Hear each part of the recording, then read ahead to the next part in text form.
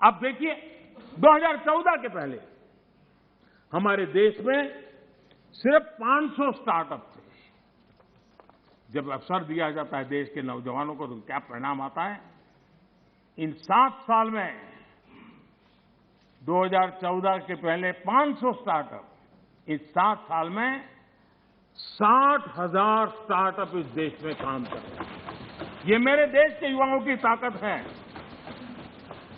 और उसमें यूनिकॉर्न बन रहे हैं और एक एक यूनिकॉर्न यानी हजारों करोड़ की उसकी वैल्यू तय हो जाती है। माननीय अध्यक्ष जी, और बहुत ही कम समय में भारत के यूनिकॉर्न सेंचुरी बनाने की दिशा में आगे बढ़ रहे हैं।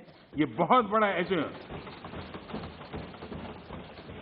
हजारों करोड़ की कंपनी बनने में पहले दशकों लग जाते थे। आज हमारे नौजवानों की ताकत है, सरकार की नीतियों के कारण साल 2 साल के अंदर हजारों करोड़ के कारोबार को उनके आसपास वो देख पा रहे हैं। आज माननीय अध्यक्ष जी, हम स्टार्टअप्स, यूनिकॉर्न्स में इस मामले में दुनिया में टॉप 3 में पहुंच गए हैं। कौन हिंदुस्तानी होगा जिसको गर्व नहीं होगा जी। लेकिन ऐसे समय इस सरकार का अंध विरोध करने की जिनको आदत लग गई है, सुबह सुबह शुरू हो जाते हैं। और यहां मैंने देखा हमारे अजय रंजन जी कह रहे थे, क्या रखा है मोदी मोदी मोदी मोदी करते रहते हो, है यही कर रहे थे। हाँ, सब लोग मोदी मोदी मोदी बोल रहे हैं, आप क्यों बोल रहे हैं?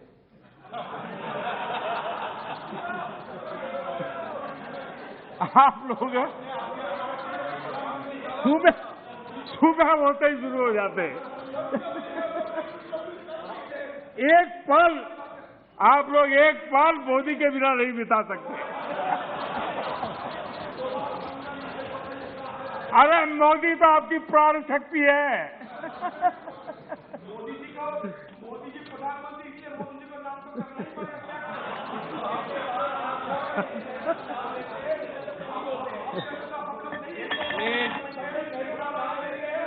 तो एक बोल रहे हैं ना।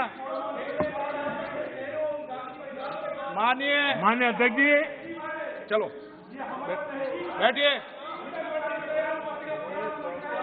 कुछ लोग देश के नौजवानों को, देश के एंटरप्रेन्योर्स को, देश के वेल्थ क्रिएटर्स को, उनको डराने में आनंद आता है, उनको भयभीत करने में आनंद आता है, उनको गुमराह करने में आनंद आता है।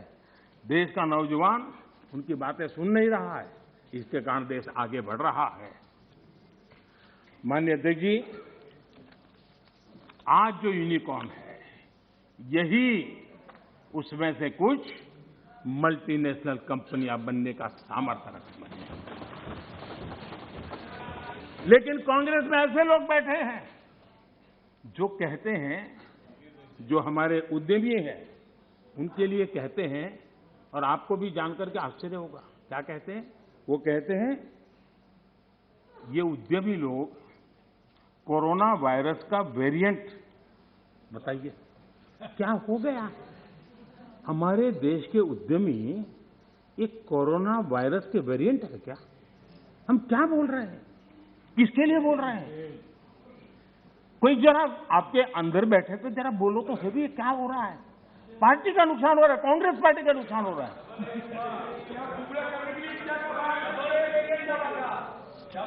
माननीय अध्यक्ष जी, जो इतिहास के जो लोग इतिहास से सबक नहीं लेते हैं वो इतिहास में खो जाते हैं। माननीय अध्यक्ष जी, ये मैं इसलिए कह रहा हूं, जरा 60 से 80 का दायका,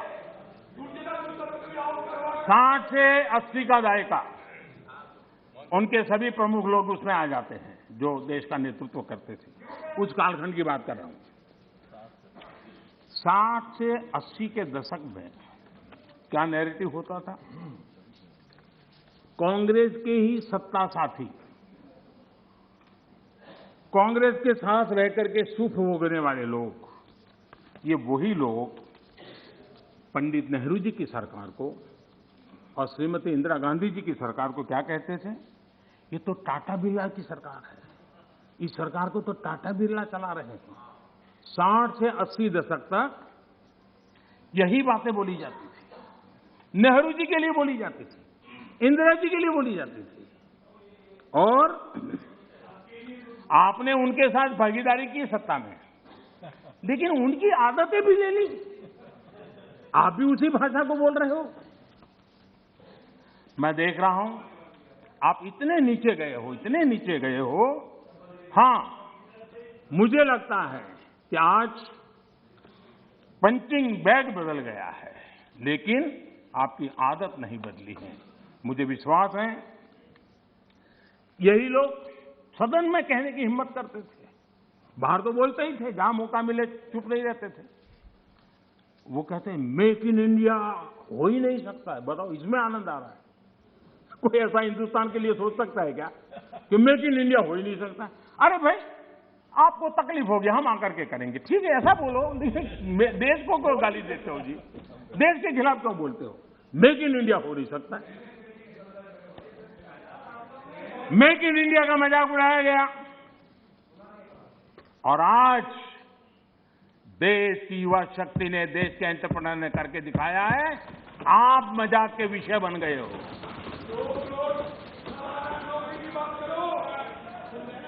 और मेक इन इंडिया की सफलता आप लोगों को कितना दर्द दे रही है, ये मैं भली भांति समझ पा रहा हूं। माननीय अध्यक्ष जी, मेक इन इंडिया से कुछ लोगों को तकलीफ इस बात के लिए है क्योंकि मेक इन इंडिया का मतलब है कमीशन के रास्ते बंद, मेक इन इंडिया का मतलब है भ्रष्टाचार के रास्ते बंद, मेक इन इंडिया का मतलब है तिजोरी भरने के रास्ते बंद, और इसलिए मेक इन इंडिया का ही विरोध करो। भारत के लोगों के सामर्थ्य को नजरअंदाज करने का पाप, देश के लघु उद्यमियों के सामर्थ्य का अपमान, देश के युवाओं का अपमान, देश की इनोवेटिव क्षमता का अपमान। माननीय अध्यक्ष जी, देश में इस प्रकार का नकारात्मकता का, निराशा का वातावरण, खुद निराश हैं, खुद सफल नहीं हो पा रहे हैं, इसलिए देश को असफल होने करने के जो खेल चल रहे हैं, उसके खिलाफ देश का नौजवान बहुत जाग चुका है, जागरूक हो चुका है। माननीय अध्यक्ष जी, पहले जो सरकार चलाते थे, और जिन्होंने 50 साल तक देश की सरकारें चलाई, मेक इन इंडिया को लेकर उनका क्या रवैया था? सिर्फ डिफेंस सेक्टर को हम देखें तो सारी बातें समझ आती थी, वो क्या करते थे, कैसे करते थे, क्यों करते थे, किसके लिए करते थे। पहले सालों में क्या होता था, नए इक्विपमेंट खरीदने के लिए प्रोसेस चलती थी, सालों तक चलती थी, और जब फाइनल निर्णय होता था तब वो चीज पुरानी हो जाती थी। अब बताइए देश का क्या बना? आउट ऑफ डेट हो जाती थी और हम पैसे देते थे। हमने इन सारी प्रोसेस को सिंप्लीफाई किया। सालों से पेंडिंग डिफेंस सेक्टर के जो इश्यू थे उसको हमने निपटाने का प्रयास किया। पहले किसी भी आधुनिक प्लेटफॉर्म या इक्विपमेंट के लिए हमें दूसरे देशों की तरफ देखना पड़ता था। जरूरत के समय आपाधापी में आयुध खरीदा जाता था, ये लाओ वो लाओ, कौन पूछता है भाई, हो जाए। यहां तक कि स्पेयर पार्ट्स के लिए भी हम अन्य देशों पर निर्भर रहे हैं। दूसरों पर निर्भर होकर इस देश की सुरक्षा निश्चित नहीं कर सकते। हमारे पास यूनिट व्यवस्था होनी चाहिए, हमारी अपनी व्यवस्था होनी चाहिए। रक्षा क्षेत्र में आत्मनिर्भर होना ये राष्ट्र सेवा का भी एक बहुत बड़ा काम है और जो मैं देश के नौजवानों को भी आह्वान करता हूं कि आप अपने कैरियर में इस क्षेत्र को चुनिए, हम ताकत के साथ खड़े होंगे। माननीय अध्यक्ष जी, इस बजट में भी हमने ज्यादा से ज्यादा रक्षा उपकरण भारत में ही बनाएंगे, भारतीय कंपनियों से ही खरीदेंगे, ये बजट में प्रावधान किया है। बाहर से लाने के रास्तों बंद करने की दिशा में हम कदम बढ़ाए। हमारी सेनाओं की जरूरत पूरी होने के अलावा हम एक बड़े डिफेंस एक्सपोर्टर बनने का सपना लेकर के चल रहे हैं और मुझे विश्वास है ये संकल्प भी पूरा होगा। मैं जानता हूं कि रक्षा सौदों में कितनी बड़ी ताकतें पहले अच्छों को खरीद लेती थी। ऐसी ताकतों को मोदी ने चुनौती दी और इसलिए मोदी पर उनकी नाराजगी नहीं, गुस्सा होना भी बहुत स्वाभाविक है।